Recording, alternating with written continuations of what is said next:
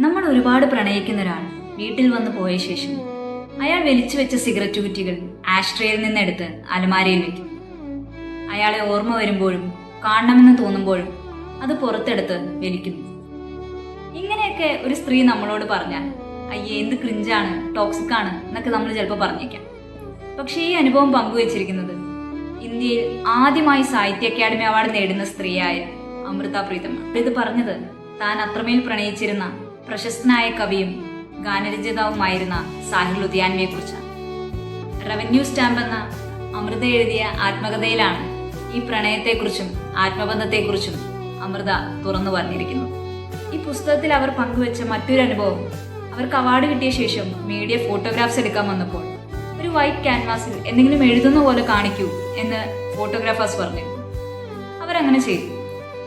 ഇവർ പോയ ശേഷം അമൃത നോക്കിയപ്പോൾ ആ ക്യാൻവാസിൽ മുഴുവൻ അവർ എഴുതിയിരിക്കുന്നത് സാഹിർ സാഹിർ എന്ന പേരാണ്. അഭിന ജാവോ ചോടുക്കർ, കബി കബി മേരെ ദിൽമേ, അങ്ങനെ പല പ്രശസ്ത ഹിന്ദി ഗാനങ്ങൾ എഴുതിയ സാഹിർ ഇതെല്ലാം അമൃതയ്ക്ക് വേണ്ടി എഴുതിയതാണെന്ന് അന്ന് പറയപ്പെട്ടു. പിന്നീട് പല കാരണങ്ങൾ കൊണ്ടും പല സാഹചര്യങ്ങൾ കൊണ്ടും ഇവരൊന്നിച്ചില്ല, വിവാഹം കഴിച്ചില്ല. സാഹിർ അമൃതയുടെ ജീവിതത്തിൽ നിന്ന് പോയ ശേഷമാണ് പെയിന്റിംഗ് ആർട്ടിസ്റ്റായ ഇമ്രോസ് അമൃതയുടെ ജീവിതത്തിലേക്ക് എത്തുന്നത്. പിന്നെ 2005 അമൃത മരിക്കുന്നത് വരെ ഇവർ ഒന്നിച്ചായിരുന്നു. ഒരിക്കൽ അമൃത പറഞ്ഞത് സാഹിർ അവർക്ക് ആകാശം പോലെയും ഇമ്രോസ് വീടിന്റെ മേൽക്കൂര പോലെയുമാണെന്ന്. ആകാശത്തെ നമുക്ക് ദൂരെ നിന്ന് ആരാധിക്കാം, ആസ്വദിക്കാം. പക്ഷേ ഒരു പ്രതിസന്ധി വരുമ്പോൾ നമുക്ക് തണലാകുന്നത് ഈ മേൽക്കൂര തന്നെയാണ്. സാഹിർ, ഇമ്രോസ്, അമൃത ഇന്ത്യൻ ചരിത്രത്തിലെ തന്നെ പ്രശസ്തമായൊരു ലവ് ട്രയാങ്കിളായി ഇവർ അവശേഷിക്കുന്നു.